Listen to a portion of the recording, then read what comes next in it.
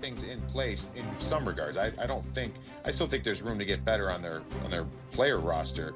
But when you got Connor and Leon and they're able to just will this team to Stanley Cup Finals 2 years in a row, it's like you're almost waiting for it to happen, man. I feel bad. I don't know. To answer your question, I think I can see an equation where Stuart Skinner is part of this solution. But I don't know if he's the solution. So what does that mean? Ingram, about Ingram's a fascinating one. I love the move because you're always going to be looking at it. I think it might be a long season of just always revisiting the goalie market. What's available? What situations are presenting itself in different markets? It's unfortunately going to be following this team because a lot of people think, and look at it, you get one game away from winning a Stanley Cup 2 years ago and to being that close last year. There's always a what if. What if that was a strength of theirs? I don't know. I feel bad for the guy. He's got the great demeanor for it, but that is what is going to be the narrative, regardless if it's deserved or not. For sure it is. It's been funny watching what wins in the NHL lately. I wonder if you think the pendulum is swinging back towards toughness. You know, you look at the Four Nations face-off, kicks off in such a competitive manner, and that's such a big part of a game between two highly skilled teams. And then you see the Florida Panthers kind of brutalize people on their way to getting to beat Skinner and the Oilers a couple times. Do you think there's a little bit of a swing back towards, oh yeah, this is still a game where intimidation matters, toughness matters, or do you think it's just going to always progress more towards the speed and skill side? Yeah, I mean, I don't think it's never going to go back to where it once was, which I don't want it to. But I think what we're seeing the last few seasons is it's very prevalent still. It matters. When you get 18 skaters on a night-to-night basis, all playing the same way, whether they're tough or not, and they've got each other's backs and playing a particular way, kind of starting things and running their mouths and doing things, it matters. I think that's what makes that Florida Panther team so difficult.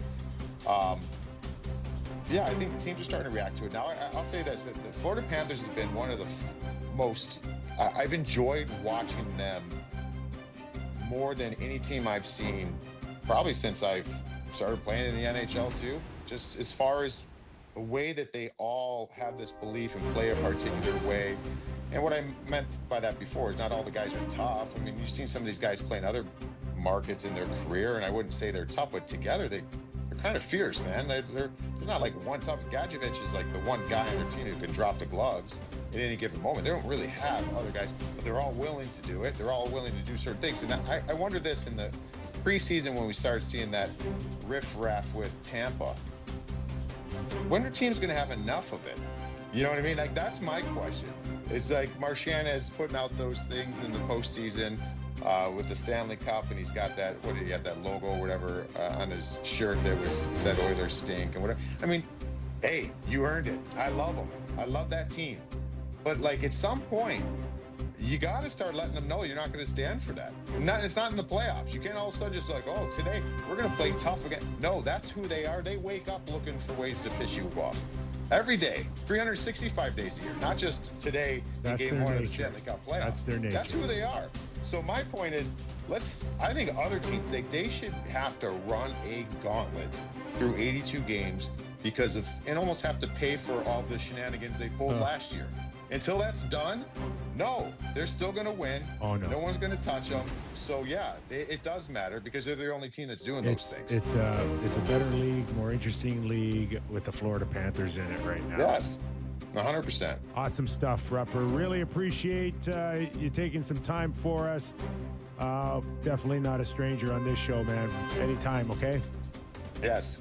I'll be ready to jump on anytime, and awesome. Boys, I hope your Jays get it done. Yeah, there you go, Rupper. That is Mike Rupp. Unlike our Steve Alliquette, doesn't come on with the opposition cap on. I thought it was a fascinating maybe difference between the teammates that you both guys were? What do you mean? Well, Kipper, I mean, you're like, I'd be afraid to talk to him after he let him go like that. am- And Rupper's like, I'd flip one in on him and be like, oh, you can save that one, can you? Like, I just thought it's like, there's different approaches to that. I thought that was fascinating. Been on occasion to be accused of not being the most sensitive person. No. Nick Kypreos? No Stop way. that right now. But I wouldn't dare go up to a goalie within 24 hours and go and then joke around Yeah, over it. I think it totally is goalie status dependent. Like, if your goalie is Lundqvist, later in his career, you can rib him about it. He's not going to lose his job or his Yeah. paycheck, or he's fine. You can I give him a can't hard see time. Connor McDavid, having fun with Skinner Yeah, at this point. no, because it's like, yeah, that could have ended my career here. Like that could have been maybe not so funny. So I think it's situation dependent. All right, just a reminder, this Friday we're going to do texts, right? Yes. So we're going to do them some here. We're also going to do some in the Leafs Hour coming up. We'll do lots of texts as we do on Fridays.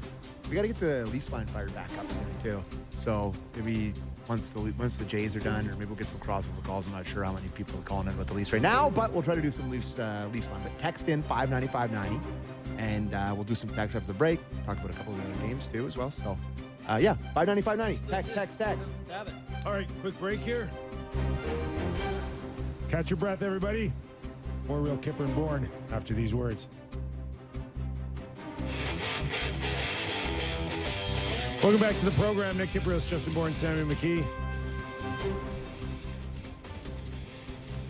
All right, where do you want to go? Well, let's just quick shout out to Kyle Connor, signs his contract, shoots 3 in the net last night. That's got to feel good. A lot of toques on the ice, I noticed. Ran out of time. Yeah, it's already minus 40 in Winnipeg. So. Yeah, they did run out of time. Probably a little disappointing that they couldn't get the win, but Taves playing a played. pretty good team. Yeah. Rantanen starts the game off exactly where he left off in the playoffs, just scoring points. Immediately one of the best contracts. It's actually funny looking back at that whole Colorado rant and stuff, and then how the market shifted immediately after he signed. Mistake. And now it's like, oh, You have to pay Natchez 11 and a half. yeah, yeah. You know what? They're going to end up, if they sign Natchez, they're going to have to give him what they weren't willing to pay No. Rantanen. No, they can't give. They can't. They cannot. Whatever they offered Rantanen, they have to be under it by a nickel. They cannot. They can't give him the same money they tried to give. It's a lot of numbers to try to think out in my brain. Yeah. If they said to Rantanen, we'll give you 11.5. There's they a have to real give belief that 11.499. that the $6 million player last year is now the $8 million Yeah, okay. player. The 8's the 10, and the 10 is 12. Natchez ain't Natchez, $12 million player. the market could get him that, though, if he chooses to walk from whatever he thinks is a low ball offer from Colorado. Yesterday's price But is not today's price. If that's then they gotta trade truer him. words. They got to trade him, right? Ah, This is the Carolina that saw this coming. Carolina was like, we're not paying Natchez for 8 years. You That know- kind of money. I was watching Kyle but Connor. he's going to score 80 points playing with McKinnon. Yeah. Like, it is. 80 points is in the ballpark between 10 and 12. You know why? Because he can keep up. Yeah. He flies. Flies. Like, he flies. Kyle Connor just always reminds me. Remember when they scratched him in the final of the Four Nations face-off? What a bad mistake that was. They did. Yes. Hey, For Chris Kreider. no, Yeah. And Brock Nelson. for Kachuk.